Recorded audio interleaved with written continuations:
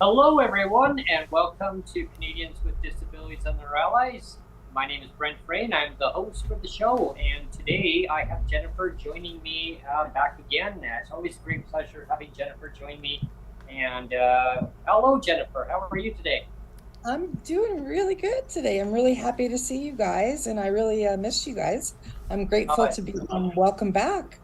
It's always a great pleasure having you back. It's always happy to see you too. And it's always great that you're bubbly and just like myself, with personality-wise, just go with the flow and yeah. Thank you. Awesome. Thank you so much for the welcome. You're so awesome. I appreciate you. Yeah, well, it's thank you, and having you always coming back every so often and onto the show and giving us updates of where things are at with the dark history. We'll start with the dark history, and then we'll talk about the 60s scoop, and then we'll progress from that point on. It's funny, like when Jennifer was telling me that she was going to talk about this. Of course, I know about the history, but I didn't know about the term. She said 60s scoop, and I'm like, what's that? And I mean, I'm not familiar with the terminology. Like I know what it is. Like I think both you and I, Brent, like we're old enough that actually we never learned a lot of Indigenous history when I was going through school. Like a lot of the kids nowadays are. But I certainly didn't learn that stuff. And so I didn't know the terminology either. So when Jen said 60 scoop, I'm like, oh, okay.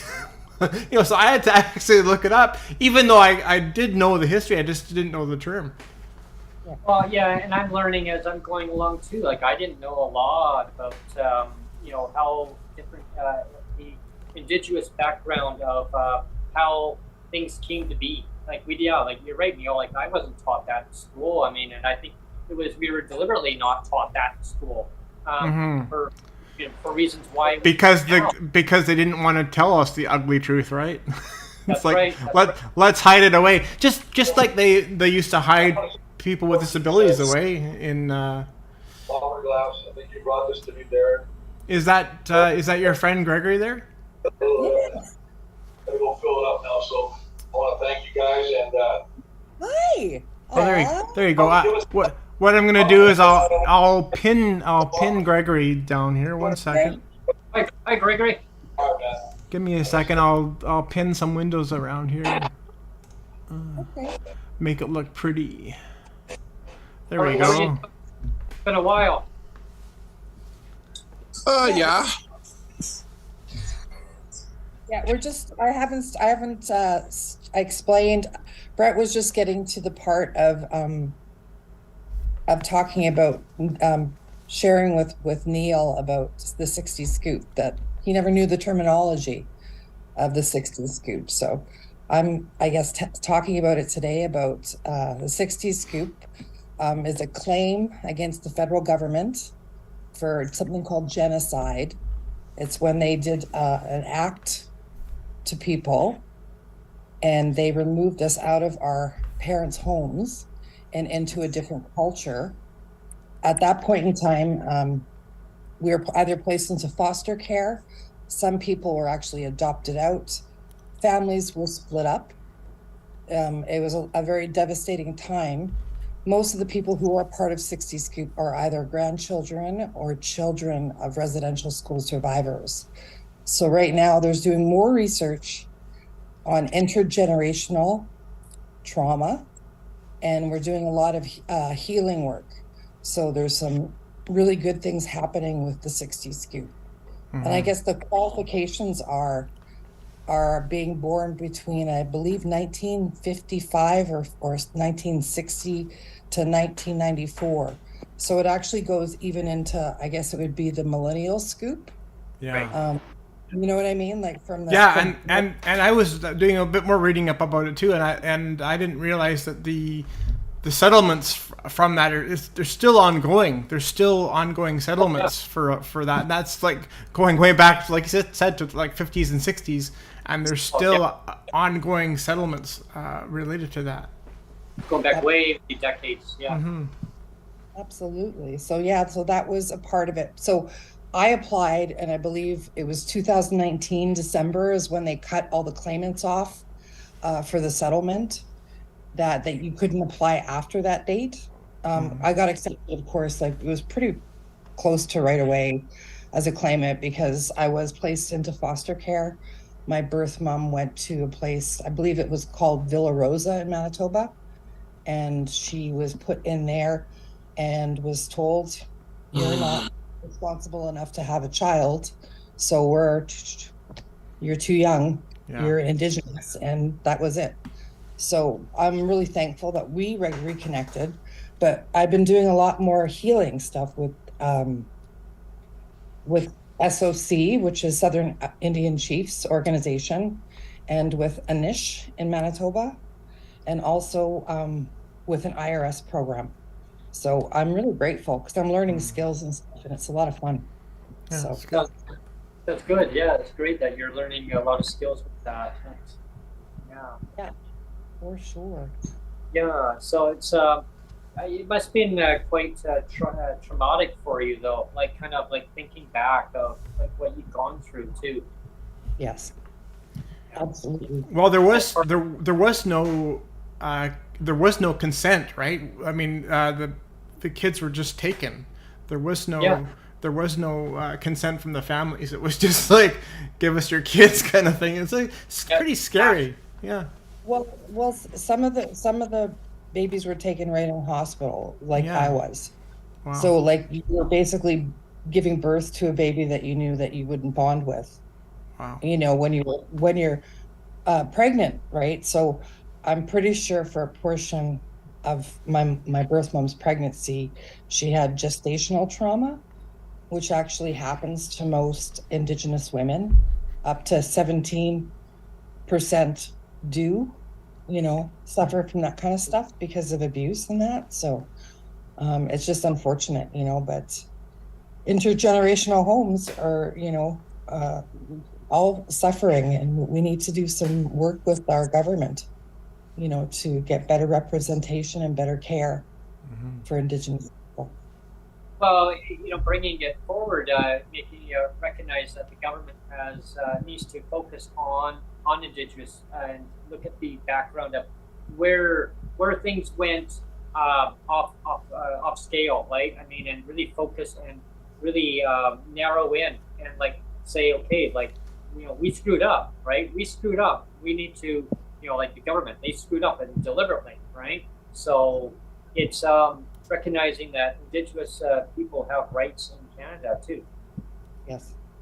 Absolutely. Yeah, it's the purposefulness of everything that always bugs me about everything, right? It's like the unicorns, right? When you see things done on purpose, it's like, okay, that has to stop, right?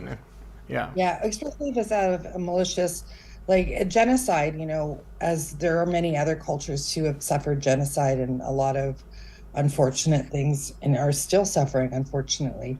But I mean, when we can hold parties that know and have legal binding agreements like the treaties, not just in Canada but in the UK, it's really important. It's really important to know that we, because of the treaties, are treated with respect. And I think a lot of that with our federal government not only has lost respect for us as Indigenous people, but also for us as disabled people and seniors. So I mean, that's one of the reasons why I thought I would invite one of our dear friends, Greg, so that you know what we're doing. Yeah. Not to go completely off topic, but we're doing a petition, so that's why I wanted Greg to pop in. Greg, did you want to pop in? Great. Thanks, Yeah. Jennifer. Yeah. His name is there, but his face isn't. Just to let you know, though, too, I wanted to. I've been trying to get Neil Belanger from BCANDS on for quite a while, and he keeps saying that he wants to come on. But I think he'd be great too, because that's the organization that for disabled people and indigenous, and so I think it would be great to have him on as well. Right on. Yeah, that would be a good idea. Mm-hmm. Yeah, I appreciate you guys because you guys were all programmed as colonized Westerners.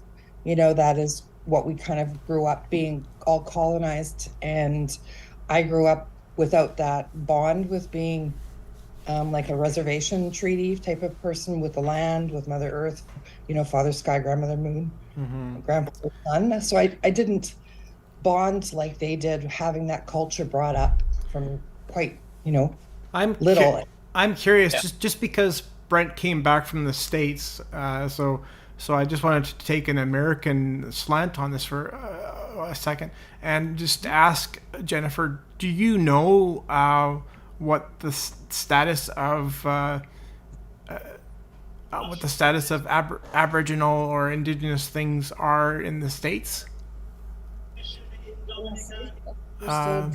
Do they have the same kind of issues? Yes. And do they have lots of settlements there? I'm just curious if it's the same issues over there that it is here in Canada. I believe the same issues of missing and murdered women, children, girls, and trans LGBTQ are same problematic, the same underfunding that they don't get from the reserves, because some of the reserves are living in poverty and not in good conditions like the ones in Canada.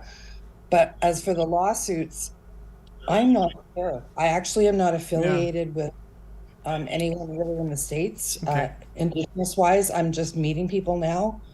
I've met a couple of pretty sassy, amazing ladies that are from the States, and I'm really grateful for their friendship, but I don't personally know where they're from exactly in the States, but they're all Twitter friends, of course. Okay. Yeah. When I was in the U.S., I had a few conversations, just very briefly, with a few Indigenous people, and they were traveling, and poverty is huge in the U.S. From where I was, as you saw in some of the video clips that Neil's posted out. I was just, my gosh, my jaw dropped. And like some of the footage, like looking at all these tents everywhere, tents. People just wanted homes. They just wanted homes. They wanted their freedom of just being able to come and go and have a safe place. And they could call home. They lost their jobs. Big corporations shut down because the financial security wasn't there to help them. So they became unemployed. They couldn't afford the high rents, so they ended up in tents. And the city, amazing. They didn't. You see security people walk by. They just left them. They didn't push them out or go to another area of the city. They just camp, and wherever they plump themselves, that's it.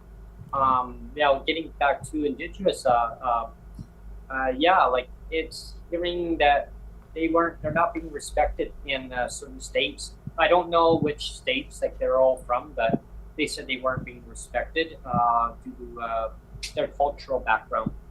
And it really bothers me, because people should be all respected regardless of who they are. I mean, we're all humans. I mean, regardless of the backgrounds of who the person is. Everybody, and as you all know, I mean, I always say, like, it's all based on lived experience. It's all, people have stories. They have stories of why they're homeless. Why did they become homeless? Why can't they afford the housing that they're in? Why is the government not giving them the proper supports? Why are they not recognizing who they are as a citizen to their country, whatever country they're in? And I mean, so much has to change. And things forward. And things like race and things. I mean, it's really important, right? And I mean, I hope I don't get misunderstood with this, but one of my frustrations with because I've filed that I filed 4 human rights complaints, right? With the ministry here, the BC Ministry for the Social Development, about the clawbacks of my pension, right? And it kind of bugs me that when you file a human rights complaint, you have only certain avenues, right? It has to be, is it racial, is it disability, is it marital, or is it sexual orientation, right? Those are the 4 main ones, right? And I mean that's important. I'm not saying that's important, but it kind of, in like something that I was trying to put through though, I couldn't base my discrimination on just disability, because it has to be so laser focused. It has to be like so laser focused. It's like, well, if you can't prove it was only because of your disability, I've told you before, the government says, well, because we also claw back pensions from seniors the same way as we claw back pensions from you, then it's not discrimination, right? And that, to me, the way that they can laser focus it and say, well, if it's not specifically race, or if it's not specifically disability, or if it's not specifically sexual orientation, it's like almost like systemic discrimination is alive and well. You know what I mean? Like, I'm not trying to minimize one or the other. I'm not trying to say that race doesn't matter, or sexual orientation doesn't matter, or disability doesn't matter. But the fact that the government can actually exploit that to their advantage and say, if you can't prove 100% disability or 100% race or whatever, then your claim is thrown out. You know what I mean? And this is where I wish that we would take a wider lens. If I'm making sense, I wish we could take a wider lens and like, we respect race and respect everything else, but take a wider lens and say, we're all human, and based on the fact that we're all human, clawing back things, like in my case, or taking children away from their families, it's not really it is a race thing, but it's bigger than that. It's a human. We talk about human rights, right?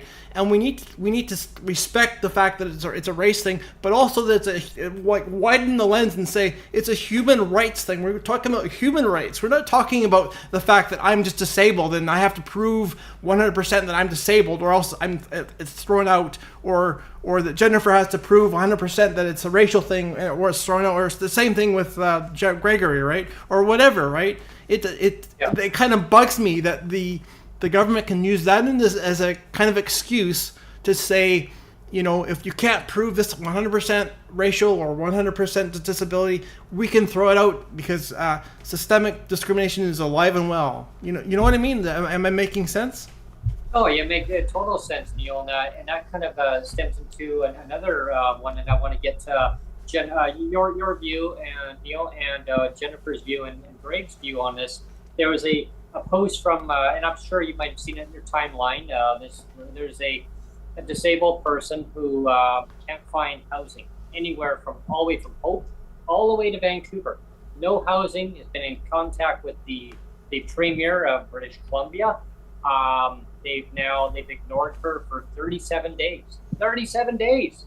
Finally they spoke up and they said, well, we're going to offer you supportive housing. That's right, the word supportive housing, not a safe home, but they put her in transitional housing, balanced her. You can only be in there so long. Now you're either take it or you're going to be on the street. Now they've offered her supportive housing, and that's it. So either take it or leave it. And that's kind of like saying, you're going to take what we're going to give you, not with what you want, or what we're going to give you, or you're on the street. And she doesn't want to be in supportive housing. She Yeah, and I mean, I'll say her Twitter name because she wants people to retweet it out there. Her Twitter handle is called Witchcraft, Okay.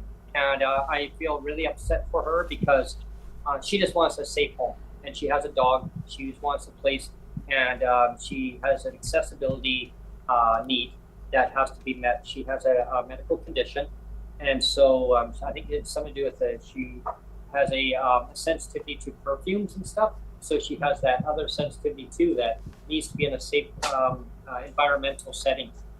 I think that there's so many housing that is being made, but they're saying, oh, well, you have to be on a waiting list to get that.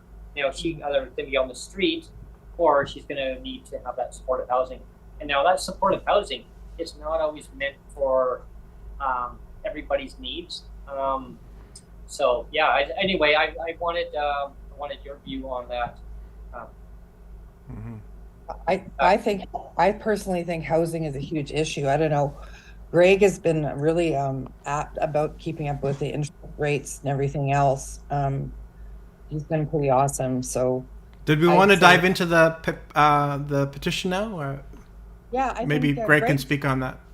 Do you want to speak on that? Well, I will say, I'll put it in a nutshell. I just looked at the petition. I'm thinking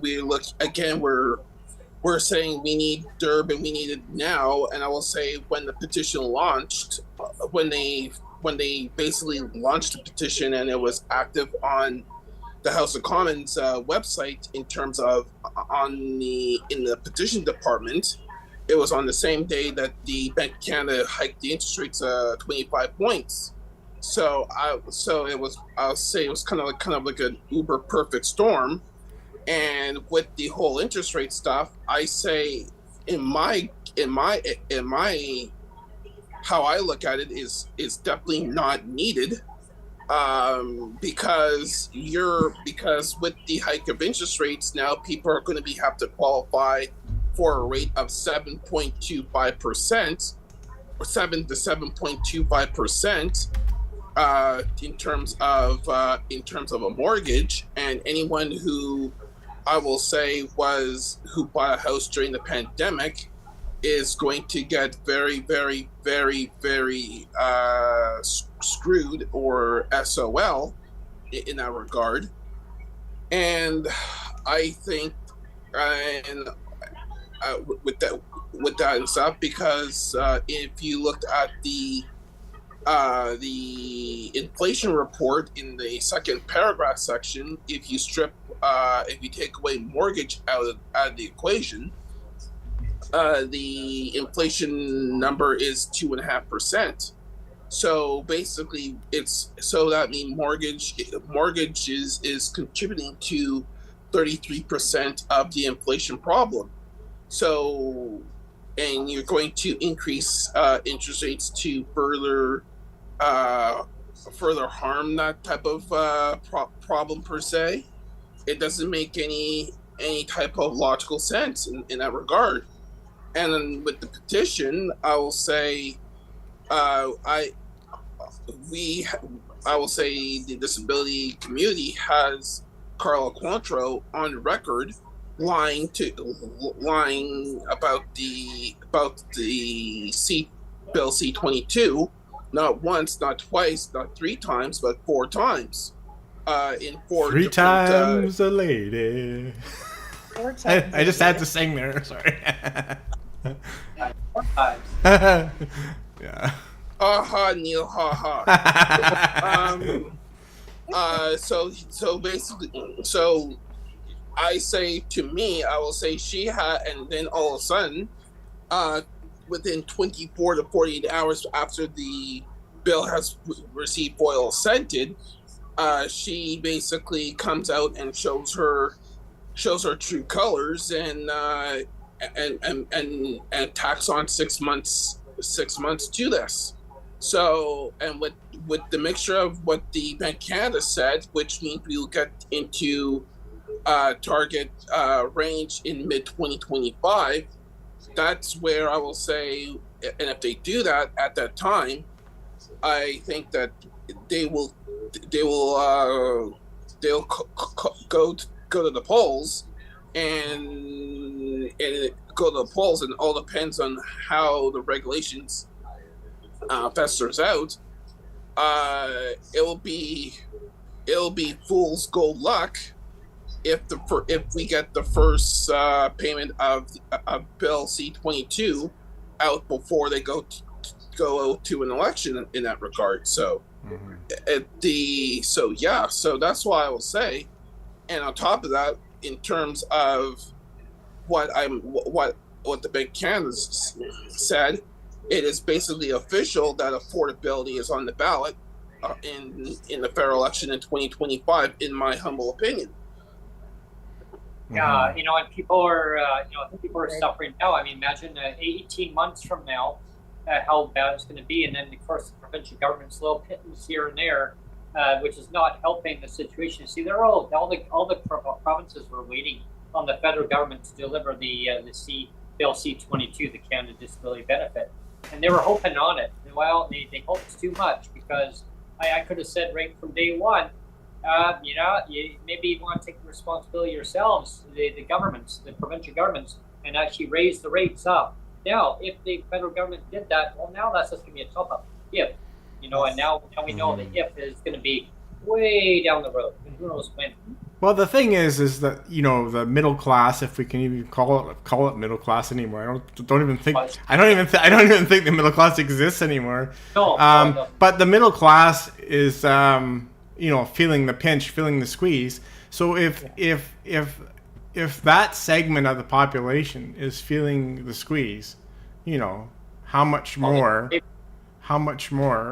is people with disabilities feeling it? The thing with it is people don't understand how much do people with disabilities spend. We actually spend more money than the average citizen does. It's expensive having a disability, really expensive. Yeah. It is very expensive. I mean, it just a basic income would take care of it all. Well, I guess that's really what like I said, why I brought Greg in about the CPP disability. So there are two petitions. One is on change.org. And there's a second petition that that's in. Mike Maurice just launched because this is why I said that's why I basically did not want to sign the change.org petition, because if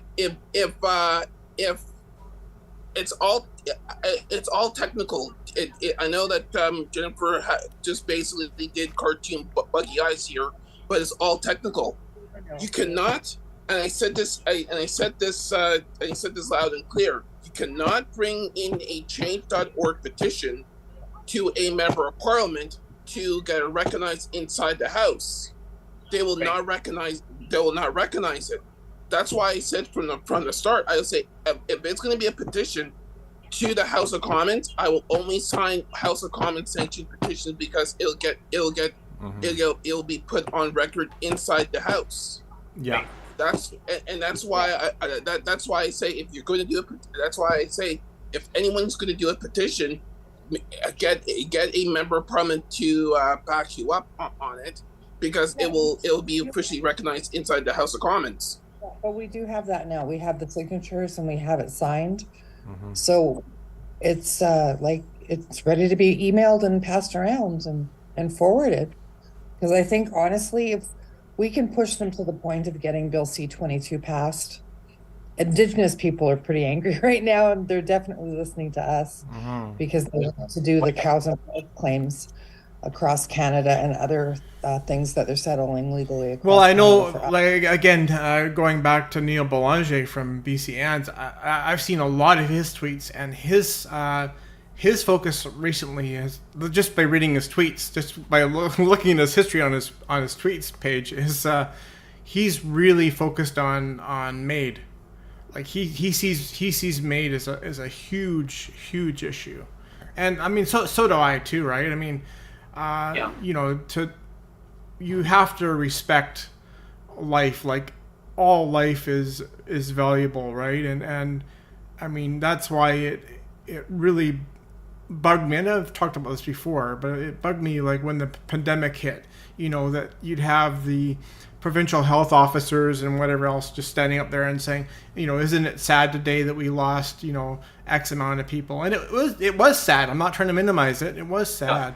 But it's very hypocritical when you can say that those 5 or 10 people lives mattered, and then you say, like, you know, but these lives over here don't matter, you know, or, you know, and it's just, you know, everything matters. Like, don't just, that's what I was talking about. Like, when you focus on land in too much, you're missing so much of the picture, right? You can't just say, you can't just say that, you know, I'm going to throw out your discrimination case, Neil, on disability, because you can't prove it was only disability, right? That's stupid. Like, if something's wrong, it's wrong on a human level, on a human rights level. If something is wrong on a human rights level, it's wrong. It shouldn't just be wrong on a disability level. It shouldn't be just wrong on a racial level. It shouldn't be just wrong on a whatever sexual orientation level. If something is wrong, it's wrong, period. Right? It doesn't matter how tight the lens you want to put on it. You know what I mean? Well, I remember back, when we had the Twitter space one going, when I had, of course, when I had the former minister on, not too many months ago now, again, former minister, Honorable Shane Simpson. And remember when he said, this is going back last year too, when I had him on Twitter space, and he was very skeptical about the Canada Disability Benefit, even back then. I remember, yeah, he was. Yeah. I remember Michael Prince, same thing. They were very skeptical about it, saying that they figured that the federal government's going to bungle this up, right? And I remember that, yeah, you guys. I remember, I think, Greg, I think you had a question at the time for the minister, I think it was. I can't recall. And, like, he pretty well answered, like, saying he was kind of leery. Like, it's like, well, you know, I think people had questions, well, who's going to get it? Who's going to qualify? Yeah. Is it going to go to help everyone? And at the time, the Minister Quantrill, at the time, I remember the post. I can't find it, but I'll do some digging. I'm sure, Greg, I'm sure you'll find it. But I remember millions, over 1 million people it was going to help. All of a sudden, the whole narrative changed to hundreds of thousands, and then down to over 100,000. Like, what is it? Like, it was flip-flop. Like, and I remember the conversation on that, and they were just really, pink unicorns all around. Everybody gets a pink unicorn. Well, they were concerned. They were concerned that there was going to be some kind of delay, and they were hoping that there would not be a delay. And sure enough, guess where we are? Mm-hmm. Yeah, it's like almost like they had a crystal ball. They saw into that, right? Yeah, and again, I mean, I'm not trying to pretend that I know everything, and I'm not trying to throw government under the bus or anything like that. Like, but I'm just trying to say that it bugs me that there can't be a little bit more transparency, a little bit more truth and honesty in government. Like, if you say something, like, oh, go ahead. You know, go ahead, Jennifer. I agree with you. I think, Neil, like, and I appreciate everybody, like, in the space. I appreciate Greg coming in, and I appreciate Brent, because, you know, the one beautiful thing is, like, whether you're disabled or you're trans or you're black or you're indigenous or you're Caucasian, you know, it shouldn't really matter if you get discriminated. Your human rights just be on. Exactly. You know, and I guess with the 60s Scoop and that, we have inherent rights, which is a little different. And that qualifies us, I guess, for the rights of the land and the minerals and the water. And there's a lot of stuff going on that they're trying to basically buy the rights back and just have us sign deals for some settlements, and then we will be able to, I guess, have certain rights that we give up. So for us, it's like, it's a hard go, because it's such pressure, you know. And even with the CPP, there should be some sort of fluidity, I think, because the DTC, which is the disability tax credit, and the CPP disability should really be the same qualifications. It shouldn't be across the board. Like, I don't know, Greg, do you agree with that, or what do you think? Yeah, what's your view on that, Greg? I totally agree that it should be the same qualifications, because I'm thinking you're just creating more bureaucracy and more red tape to red tape and that type of stuff. I will say, if you put that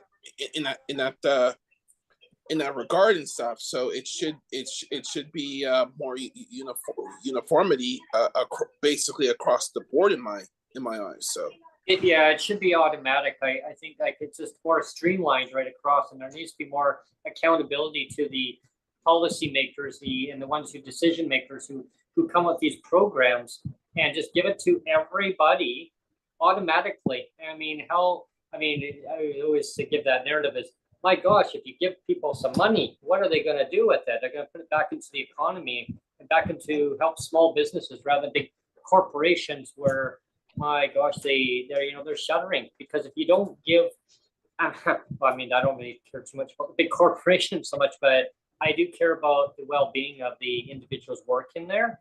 Because when I was away, I could not believe that there was no Walmarts. They all shut down. Greg and Jennifer and Neil, they all shut down. I said, well, you know where there's the closest Walmart? They're like, Brent, they've all shut down. And I said, oh my God, like that. They're like, there we go again. That Canadian A. Why do you guys keep saying A? I said, this is on. So they started joking with me. They're like, how is it up? Up north? And so I threw kind of a quirky little thing at them. I said, what do you mean? Like the temperature? Yeah, it's about I think it's about 26 right now. Oh my God, you guys must be freezing up there. I said, oh yeah, no, we live in igloos, right? And You're gonna love the next segment that I put together, Brent, because you're talking about the Celsius and Fahrenheit thing, and I put a little snippet in there, and you're just gonna howl. It's almost. I'll probably publish it tonight sometime because it's basically done. I have it in the can. I just haven't put it on I haven't put it online yet. It was interesting about, like, we were talking about how the economy is in a way, and like how like CPP and this and that, and it kind of reminded me where it stemmed back when I was shocked that all these Walmarts were shut down. Why? Because there was huge theft going on, and it was costing the corporations a lot of money in insurance claims, and it was costing so much that it just wasn't worth them keeping the business open. It got to a point where the insurance companies just would not insure the corporations anymore, the stores. And now these people, over 600 of them, are now homeless. And other stores that they worked at, like Macy's or Sears, J.C. Penney, gone. And you said that there was a whole mall that was just evaporated too, right? Yeah. I was reading up. Apparently, it was another owner had got it, and then they went into foreclosure. Now there's another one who wants to revitalize it because the mall was actually built in 1960, Jennifer, back in the 60s Scoop, and and so the new owner wants to revitalize it. Some architecture came along and they put a spiral staircase in there and took away from a big giant skating rink inside the mall.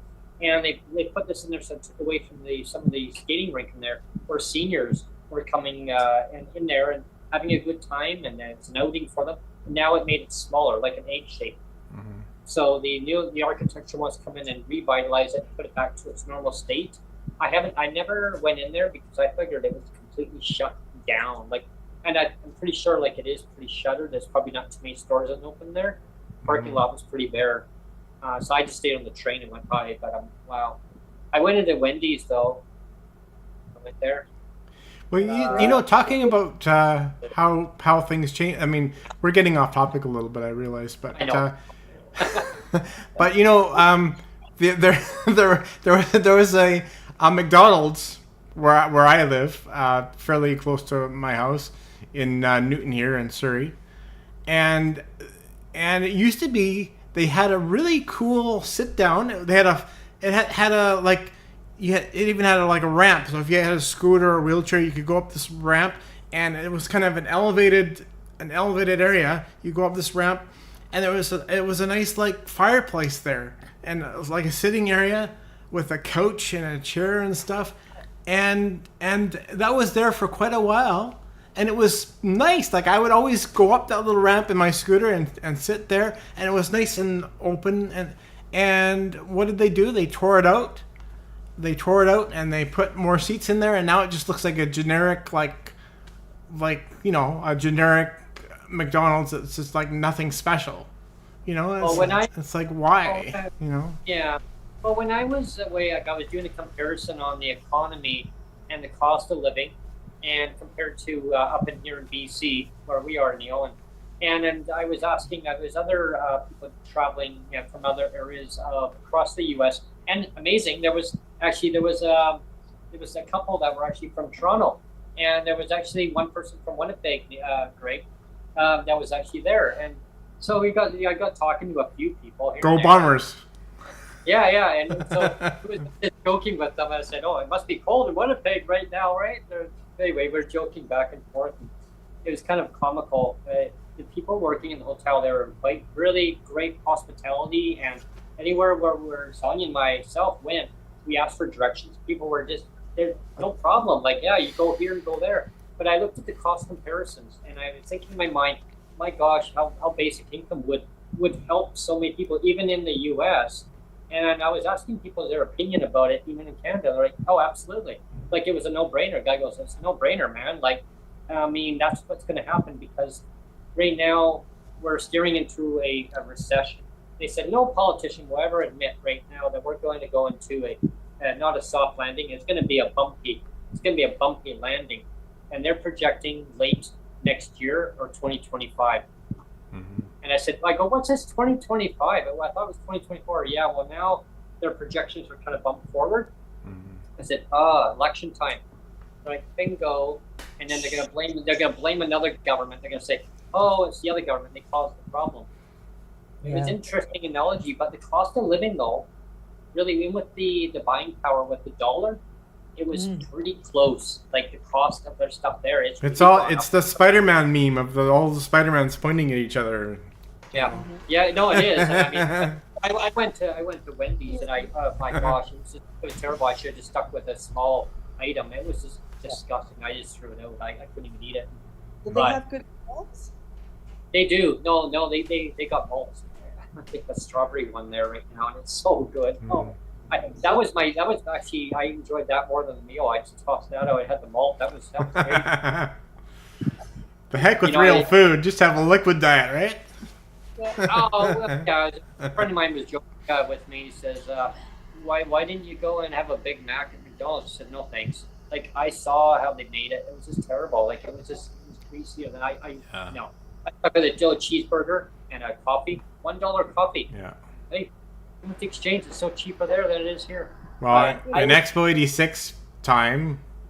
Oh yeah. I'm old enough to remember Expo 86 here in Vancouver, and the only place I would eat, the only place you could afford to eat, because I was down there every day, the only place you could afford to eat was to go to McDonald's, to go to the McBarge. I would always go down there and grab a burger and a drink, because it's the only place you could eat cheap. Yeah. Well, we were very selective of where we went, and amazing. Like, it worked out well. I went to Red Robin's one night, and I ordered a Greg and Jennifer and Neil and a chicken strip meal, right? And these pieces of chicken were huge. I mean, like 6 pieces, and they were enough for like 4 people. Let's put it that way. I couldn't even get through. Are they feeding the chickens growth hormone or what? I don't know. They were just like. I should have taken a picture. We want to pump you up. Yeah, and endless fries. I mean, I couldn't even do it. But yeah, I mean, with even the price difference, it was still cheaper than it is in here. Why? Yeah.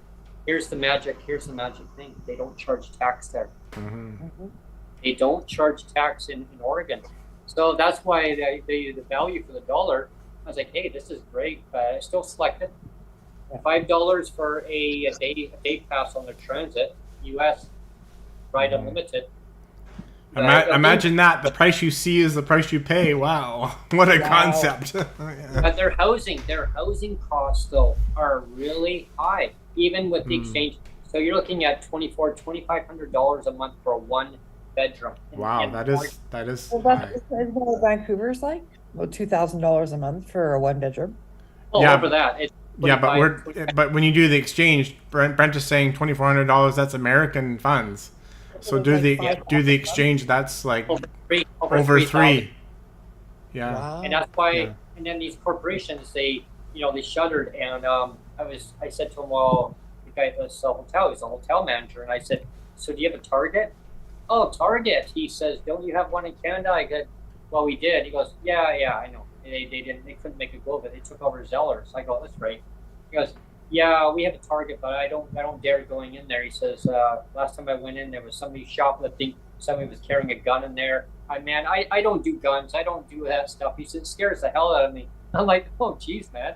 He goes, that's why I work here. But he says, yeah, like it's scary because, like these people, they just they're doing anything they can to survive, and they get the items and they sell it, and they go and sell it to go and buy food. I said, so do you have like the food banks? They give you food stamps here. I'm like, okay. But food banks, yeah, he says they need to be outlawed. He says there's no reason why food banks need to exist. Well, absolutely. And the thing is self-sufficiency too. Like indigenous original ways were to be able to hunt, fish, and provide for yourself, Mm-hmm. Yeah, and that was their view about food banks. And I was like, wow. I said, yeah, because we got a huge problem going on about food banks in Canada. He goes, I heard. Yeah, Goes, that, he goes, well, he just like, why is your government promoting food banks? He goes, I don't get it. He says, we talk to tourists all the time, and you guys keep promoting food banks. He goes, you guys stop doing that. You give the money to the people. They're gonna buy fresh vegetables. Maybe they can grow a garden. Have a garden, Yeah. and you grow fresh vegetables and self-sufficient. He goes, food banks are manufactured industries, and they only have their own narrative for themselves. I go, bingo. Yeah, there's something to be said about there's all these interdependencies now, right? What Jennifer said was true. Yep. If you can go out and kill your own animal, or grow your own food, you don't have the dependency on anything, right? But as soon as you're dependent on getting your chicken nuggets from the supermarket and putting it all in the freezer and all that kind of stuff, you're depending on other people and other places of business, right, to sustain yourself. And so we're so dependent. Look at how dependent people are on cars too. Like we're dependent on electricity and cars. If we lose power, it's just like chaos, right? It's like, what do I do, right? And so there's something to be said about going back to the days of yore.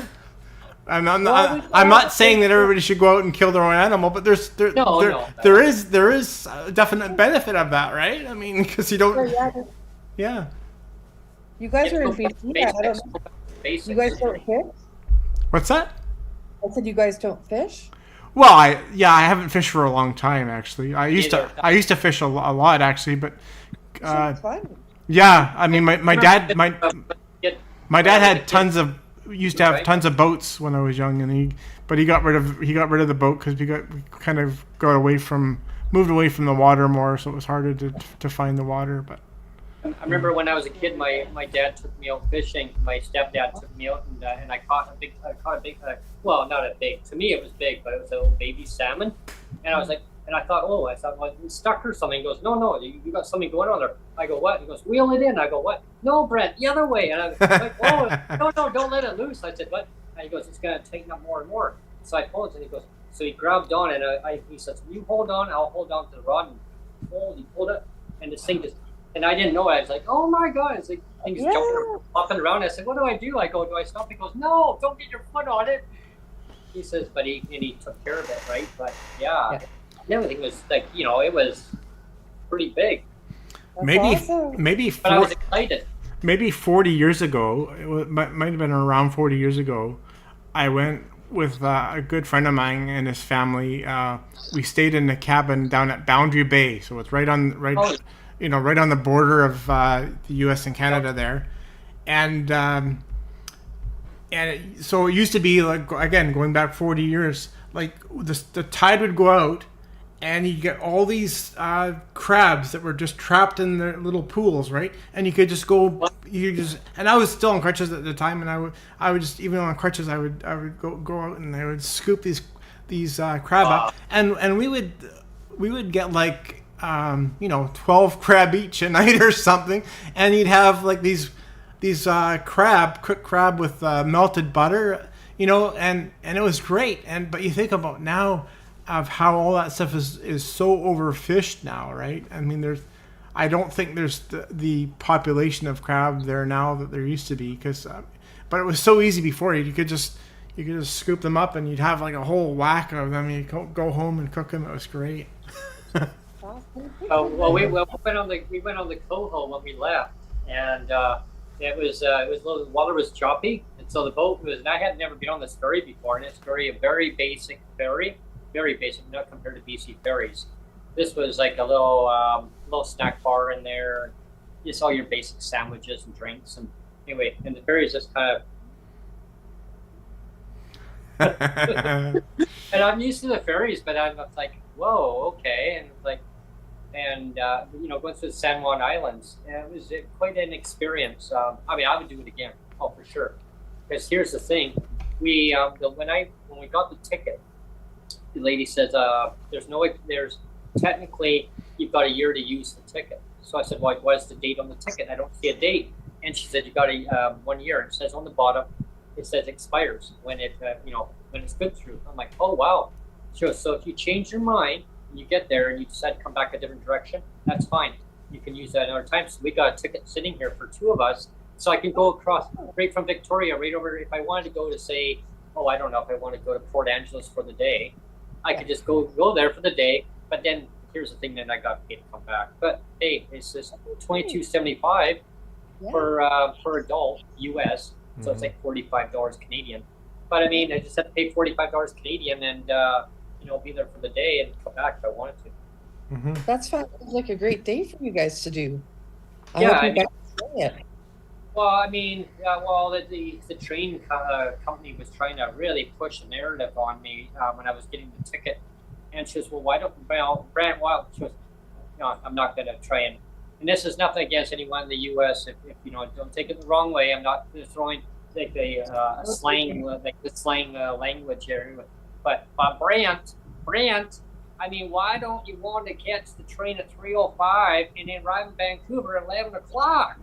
I mean, come on. Like, I'll even give you a good deal. I'll even get a promotion on. I go, okay, well, unfortunately, I want to be able to get home. Where's home? I go, Victoria. Okay, you can't get from Vancouver to Victoria at 11 o'clock at night. I go, I'm sorry, BC Ferries doesn't run after that time. They don't believe in providing the service to their people in the communities. It's like a highway, but it's a highway shut off at a certain time, 9 o'clock, that's it. So it's just, what does that mean? I go, it means I'll be stranded in downtown Vancouver. It's probably not a good place for a person to be stranded in downtown Vancouver. It's not a safe place? No, it's not a safe place. So anyway, long story short is, I said, no, I'll get a third-away ticket, take the train and then catch the bus and go to Vancouver and leave early from Portland in the morning. And we left at 8:20 in the morning. And so we got to Seattle, had a 2-hour layover, transferred onto a bus, and that was a heck up in itself, you guys. Because everyone's lined up, and there was 2 buses parked there, and there was no communication from Amtrak. Well, which bus that people are going to go on? Like, one was going to Richmond and Vancouver, one was just going to Vancouver only. But they didn't tell everybody. So we're all lined up thinking, okay, this is the bus here. Bus door gets on. Okay, so anyone wanting to go to Vancouver directly, you need to go to the bus up front. What? And I said, okay, so I figured, okay, that's the bus. So I got my luggage, put it underneath. I just grabbed it, heaved it underneath. You open it up. What are you doing, sir? Got my luggage underneath. Where are you going? I go, I want to get off in Richmond because I need to catch a BC ferry, and I'm going to catch a bus to take me out to the terminal. No, damn it, that's the bus over there. So I had to go it all the way out and take it, and all the people lined up behind me, and I'm thinking, oh no, if I miss my spot, I'm gonna have to stand in the back of that lineup. So I got Sonia to stand there save the spot. I grabbed the luggage out. I looked at, I glared at the bus driver. I grabbed it. I go, there. She goes, Superman. I go, like that. I go, and I'm thinking, damn you, bus driver. But everybody else was confused too, right? So we heaved it on. And yeah, it was good. So yeah, I mean, it was quite the experience. Yeah, of course, it was like a 2.5 hour ride up to customs, Canada Customs. That's pretty good, actually. 2.5 hours from Seattle, and a little bit of traffic backed up. Sonia fell asleep. And then I went, and I'm looking out the window. I see all this traffic. I'm going, oh no. I hope there's not going to be a major backlog, an accident or something. No, bus driver. I hear the bus driver in the front. Damn it all! I just need a cup of coffee. He says, people, come on, learn how to drive. He's getting mad. This Chinese guy. He's, come on! So finally, he starts stepping on the gas, and he managed to get around the traffic. We get to customs. Bus driver gets off first, and then he comes back on. Take all your belongings off. Take your luggage in. Customs wants to see every single one. Have your passports ready. Get there. Sonia goes, oh, I used to work with that guy. I used to work with him. She recognizes customs guy because she worked for Canada Post. And I go, oh, how is he? Oh, well, So anyway, he goes, like, come, walk up. And like, you used to put your luggage, Greg and Jennifer, like, you used to put your stuff on a conveyor belt, and it would read the stuff right on there, right? It would read it. So they know what you're bringing. Now there's no conveyor belt, just walk in. But they have an imagery. When you walk in through these sliding doors, you walk in, they're already scanning you from head to toe and all your luggage. Yeah. Like, they're already scanning you. They already know what you have in your luggage before you even come up to the attendant. Okay, goes, where were you? Didn't even say hello or anything. Goes, so where were you from? Where'd you leave from? I go, Portland. Yeah. So what are you bringing back? I go, oh, you had that declaration form, like $20-something of like some goodies that Sonia brought back. Yeah, some few souvenirs, like, well, I mean, some American candy bars. Yeah. Some Babe Ruth. Postcards and stuff, and a couple little things of wine. She got they're like $1.75. Little things of wine. He says, "Didn't even say anything." I said, Did you bring any towels back from the hotel? No. No, but we brought. Oh, okay. Oh, that's awesome. There. That's awesome. Oh, hang on. There. There. And it's kind of neat. So now when you're doing Christmas cards, I'll expect to see a Portland, Oregon postcard. Merry Christmas from Portland, Oregon. Well, they didn't even say, did you bring back any alcohol? Because I already knew they could already read what's in the bags. So I'm thinking, I said, no, I'm just bringing myself back. Whatever's here is here. And the guy goes, go. Like, oh yeah, it's like, well, attitude problem. Like, he didn't say like, have a good day, just go.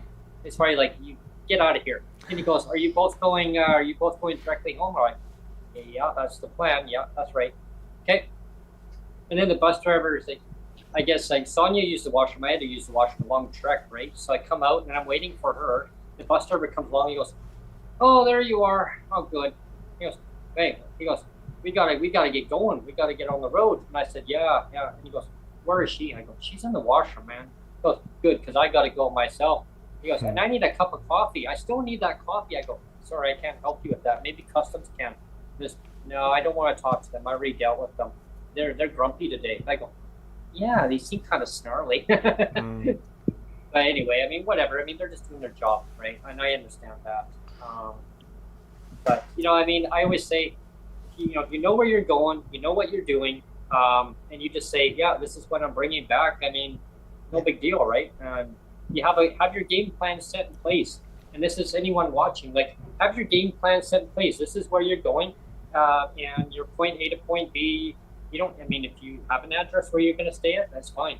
But yeah, I mean, just be yourself and just go with it. And that's what we found with our journey. TED Talk by Brent. Yeah. I'm going with the poll. Thank you for having me here. We're getting close to the top of the hour. Actually, we are at the top of the hour. So I didn't know if you wanted to keep going or you wanted to wrap it up. Or... You want to go for a few more minutes, or It's up to Greg. I mean, I'm good. it's up to Greg?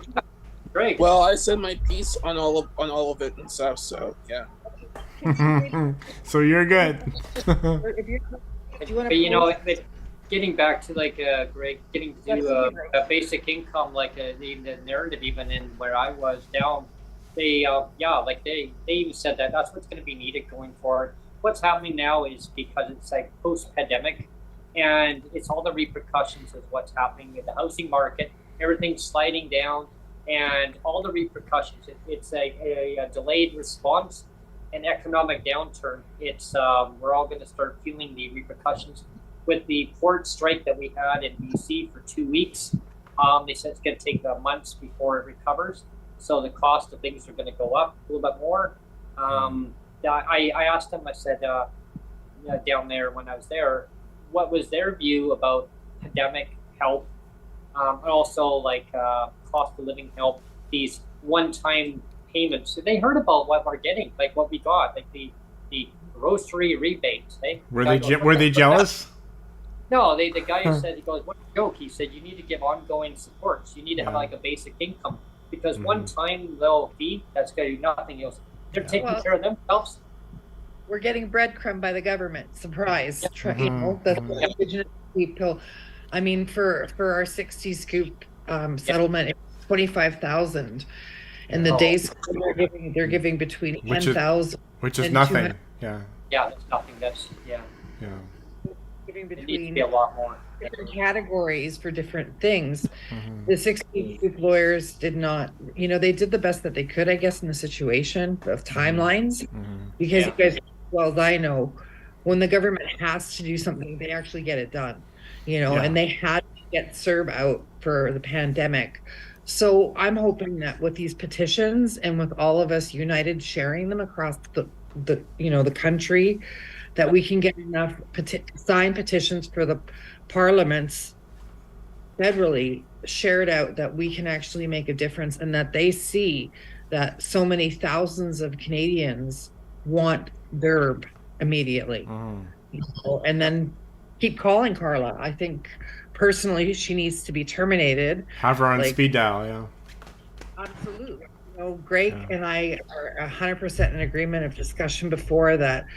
It's one thing to make one mistake, but this is a consistent, ongoing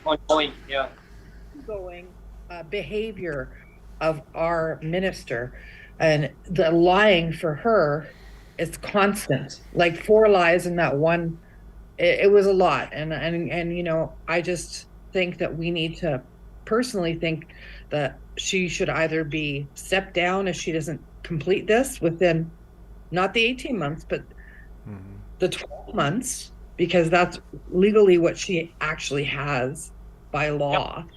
You know, the extension, I think that should be grounds for termination too, you know, but I mean, we're doing what we can to try and get DERB through, but that's my own personal opinion on here's my Billy Joel song again.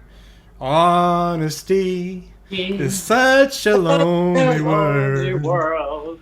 Everyone is so untrue. You know, that's what government needs to listen to more. Well, if you think about that, when CERB came out, I'm glad you mentioned that, Jennifer, because like when CERB came out, look how fast, and you know, Greg, I mean, look how fast it got out to people. I mean, it's over 1,000 days, well over 1,000 days now. As always, excuses. Oh yeah, we got your back. Oh, we're listening. Yeah, no, they're not. They're not listening at all. I think it should be retroactive back. Imagine that. And trying to find, I mean, somebody. I know there was some people that were on Twitter. I had one person message me one time. They used to come on the Twitter space. They were going to do a lawsuit. I think they were looking at it. I don't know. She disappeared. I don't know where she is now, but she was going to do a lawsuit. I think she was in the progress of it. I'm like, well, good luck to her, right? But she was going to try and look at it retroactive back to when they first made that announcement for the disability amount.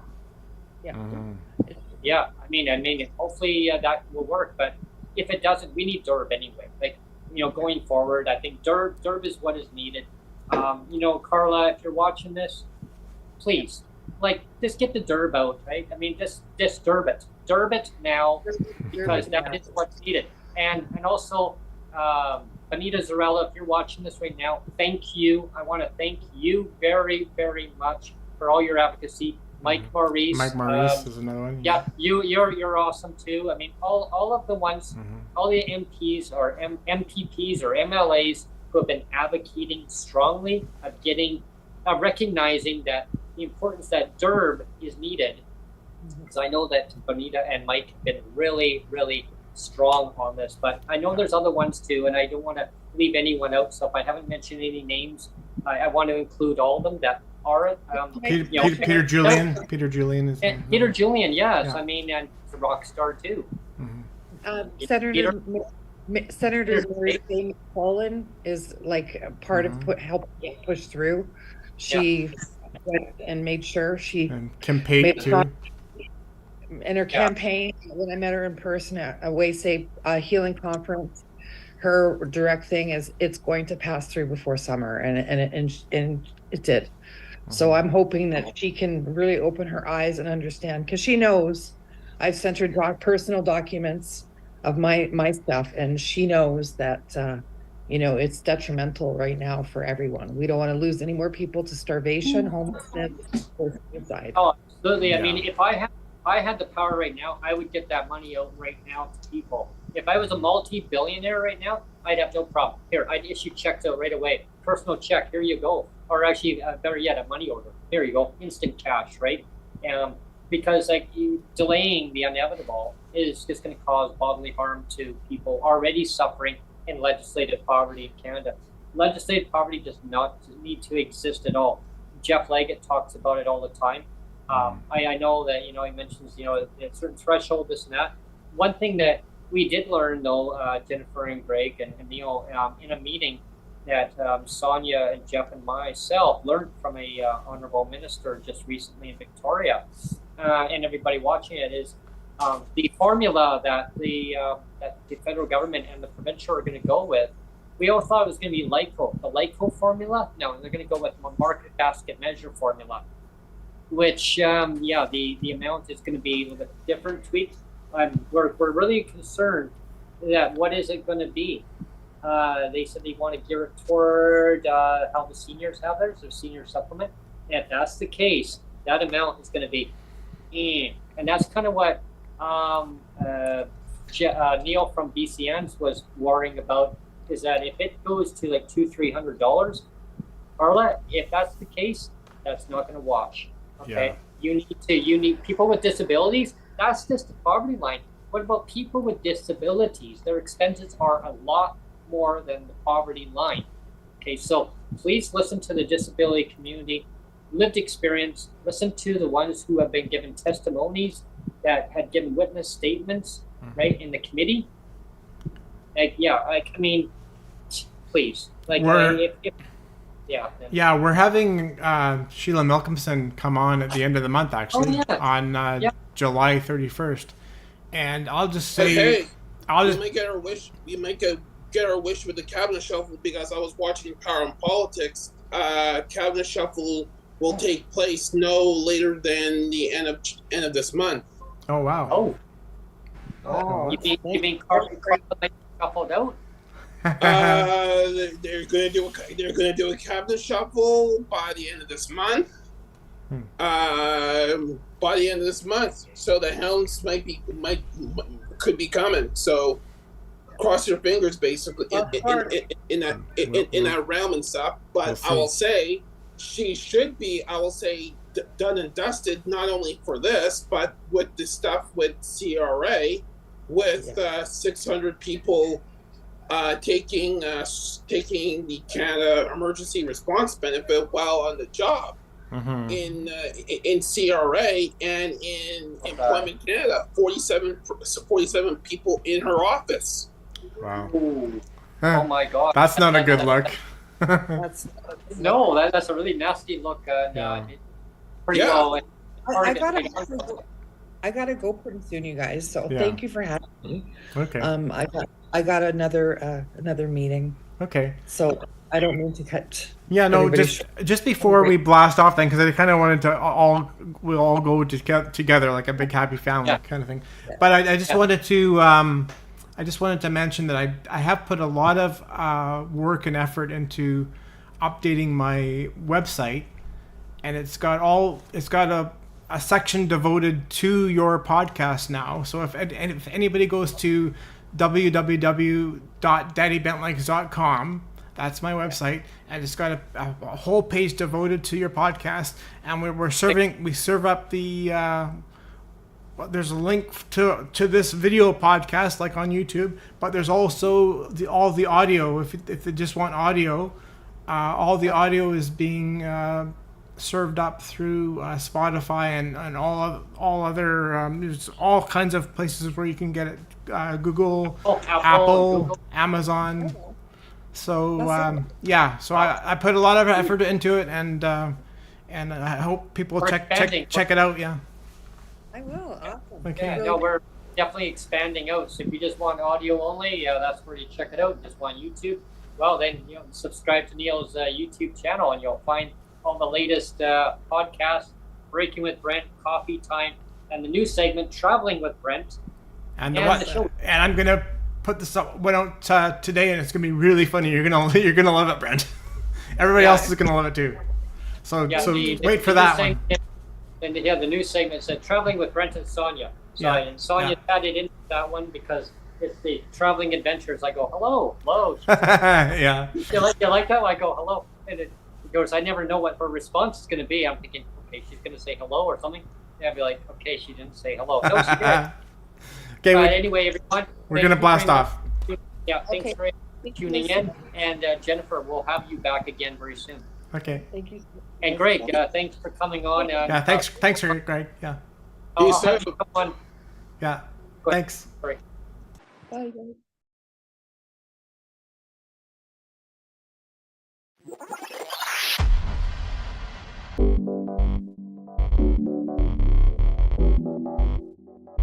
What?